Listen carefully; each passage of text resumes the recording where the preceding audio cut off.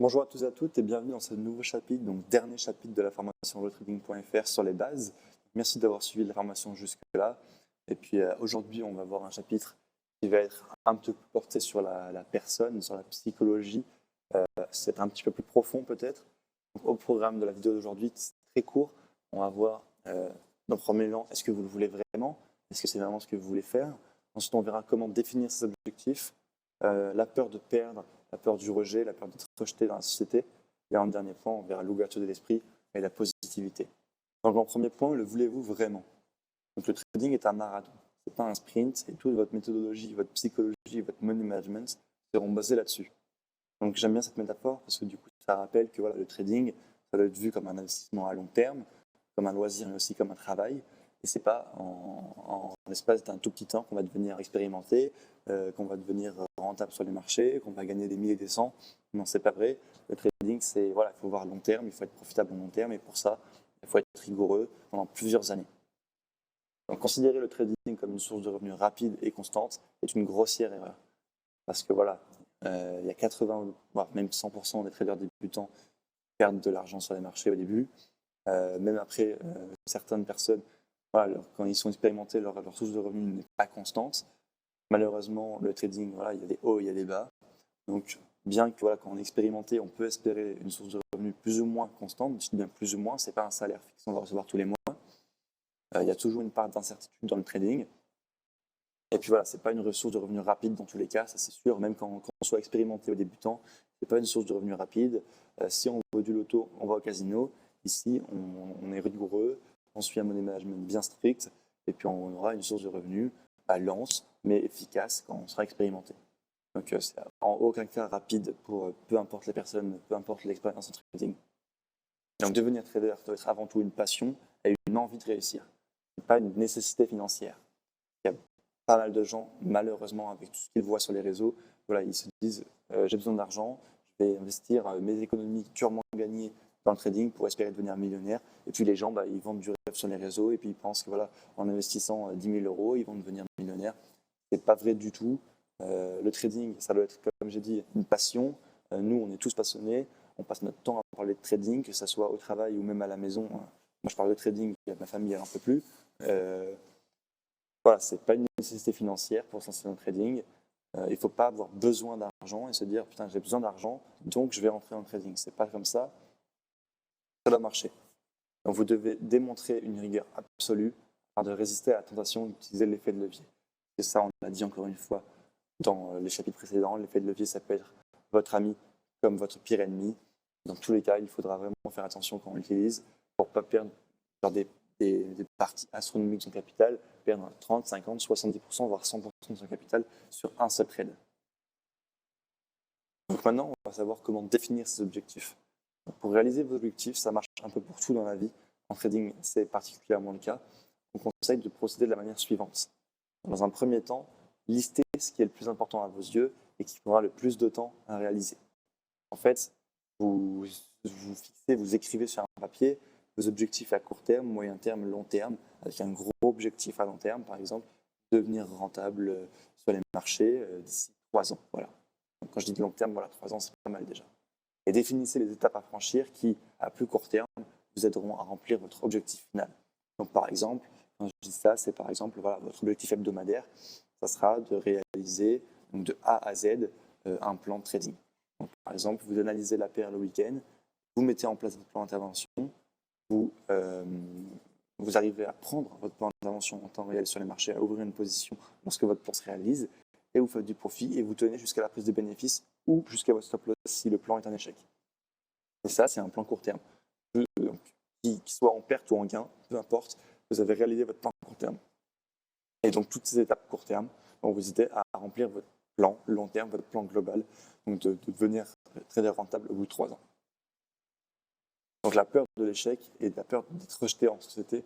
Donc, il faut savoir que l'échec, c'est la clé de tous les succès dans peu importe le domaine. Donc, on a une citation de Jack Ma, qui est le fondateur de Alibaba. Si vous ne le faites pas, rien ne sera possible. Si vous essayez, au moins vous avez un espoir. Donc, au moins, voilà, vous avez un espoir. Il vaut mieux vivre avec des remords qu'avec des regrets. Il vaut mieux essayer à chaque fois et échouer plutôt que voilà, de vivre avec des regrets, ne jamais avoir essayé. Qui sait, vous aurez peut-être découvert une passion, et voilà, vous aurez peut-être bâti votre vie là-dessus. Donc, il vaut mieux essayer et ne pas réussir, voire persister derrière, plutôt que de voilà, se dire c'est hors d'attente pour moi, le trading c'est élitiste, ce qui n'est pas du tout le cas. Donc, la majorité des personnes n'osent pas se lancer, soit pour un projet professionnel ou simplement pour aborder une conversation dans la rue. Ceci est principalement dû à la peur d'être rejeté. L'échec fait partie intégrante du succès et sans échec, il est malheureusement impossible de viser l'excellence et d'aller au bout de ses projets. Donc la question en fait qu'on se posait, c'est est-ce qu'on avait appris à échouer dans notre jeunesse? Alors ça c'est vraiment subjectif, pas tout le monde n'aura le même avis, c'est mon avis à moi, c'est ouvert à la discussion, mais malheureusement non. Moi je dirais que c'est tout le contraire, on n'a pas appris à échouer en étant enfant. Depuis l'enfance, le système nous a sanctionnés pour nos échecs. Dès le plus jeune âge, on est confronté à un environnement qui incite la compétition, grâce aux examens par exemple. Donc, que ce soit en école primaire, par exemple, vous avez vos petits contrôles, puis après vous passerez votre brevet, votre bac, vous irez en études supérieures, la compétition, les examens, les concours à l'entrée. Voilà, mais on n'aura jamais appris à échouer.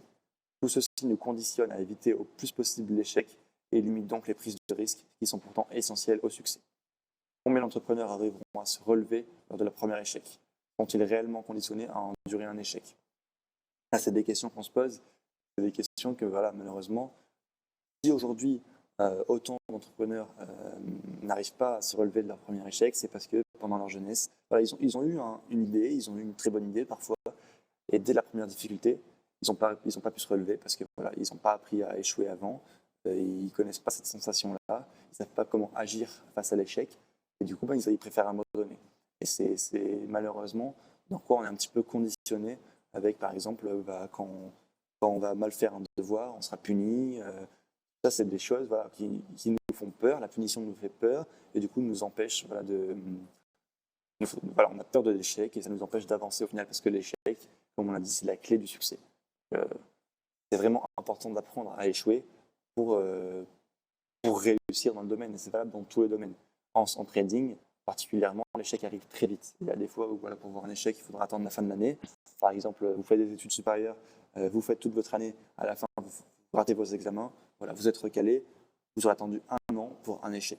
Là, en trading, ça peut arriver au bout de 10 minutes. Prenez une position, boum, stop loss, échec. Si vous n'arrivez pas à vous relever, malheureusement, vous n'arriverez jamais à devenir rentable sur les marchés en long terme. Il faut vraiment arriver à se relever de chaque échec, et en trading, c'est vraiment particulièrement le cas. Donc l'ouverture d'esprit et la positivité. Donc ouvrir son esprit et favoriser les données positives, c'est quelque chose qu'on adore faire et qui est vraiment indispensable, je dirais, pour relativiser, pour pouvoir continuer à être performant en trading. Les données positives, parce que voilà, malheureusement, les stops de protection, ça arrive à tous de s'en prendre. On se prend des stops parfois de plusieurs dizaines d'euros si on a un petit capital, parfois plusieurs dizaines de milliers d'euros si on a un grand capital.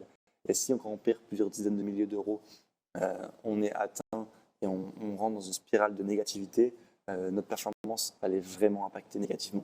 Donc, il faudra toujours se donner des données positives, ouvrir son esprit et accepter le fait de les voix positives, des affirmations positives. Tout ça, c'est ce qu'on essaie de transmettre. Donc, le cerveau étant en constante évolution, il est possible pour chacun d'ouvrir de nouvelles voies et d'ainsi créer de nouvelles habitudes qui remplaceront les précédentes. En science, on appelle ce phénomène la neuroplasticité du cerveau. Pour commencer, il faudra voir le positif dans chaque situation et utiliser des affirmations positives qui permettront de faire un grand pas en avant et de reconditionner votre cerveau. Donc si nous pensons que nous ne sommes pas capables de faire quelque chose, inconsciemment, nos forces se mobiliseront pour que cette prophétie autoréalisatrice ait lieu. A l'inverse, si nous croyons avec conviction que nous sommes capables de réaliser quelque chose, un sentiment de confiance nous envahira et cette tâche deviendra beaucoup plus facile. Donc voilà, encore une fois, il est indispensable d'écrire sur un papier à chaque fois je suis capable de le faire, je vais y arriver. Aujourd'hui, je prends un trade en respect avec mon plan et je tiens mon TP. Voilà, c'est vraiment des choses qu'il faut écrire pour se conditionner son cerveau à la positivité.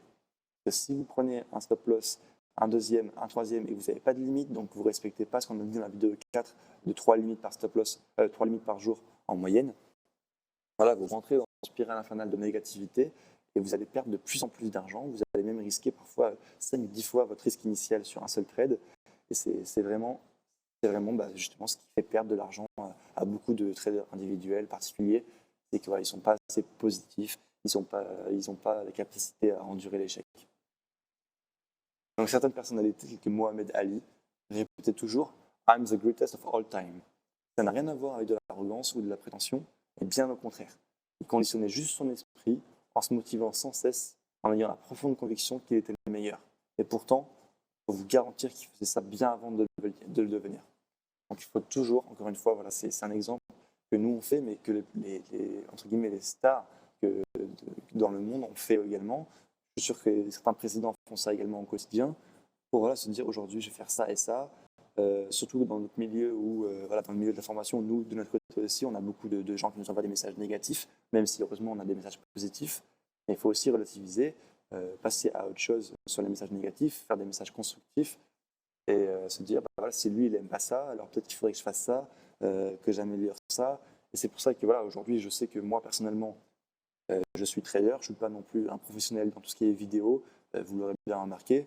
Mais voilà, j'essaye de prendre les critiques constructives. Pourquoi pas de retourner les vidéos derrière en faisant de la meilleure qualité, en écoutant les critiques constructives des membres de la formation. Mais voilà, toujours ouvrir son esprit à la critique, toujours essayer de s'améliorer, de rester positif. L'être humain s'impose en permanence des limites. C'est maintenant à vous de décider ce que vous souhaitez devenir. Projetez-vous dans le futur, imaginez-vous qui vous pourriez être dans 10 ans. Rien n'est impossible, votre potentiel, sachez-le, il est sans limite. Souvenez-vous simplement d'une chose fondamentale, l'échec n'existe pas. Parfois, vous allez échouer, et parfois, vous allez apprendre. Donc voilà, c'est tout pour la formation des bases. Merci infiniment de l'avoir suivi jusqu'au bout. On arrive maintenant à la fin, et on va pouvoir, maintenant que tout cela est fait, passer entre guillemets dans le vif du sujet, donc dans la formation du trading, du forex et des indices avec Jonathan. Je vous remercie infiniment de l'avoir suivi. On se dit à la prochaine, à très bientôt.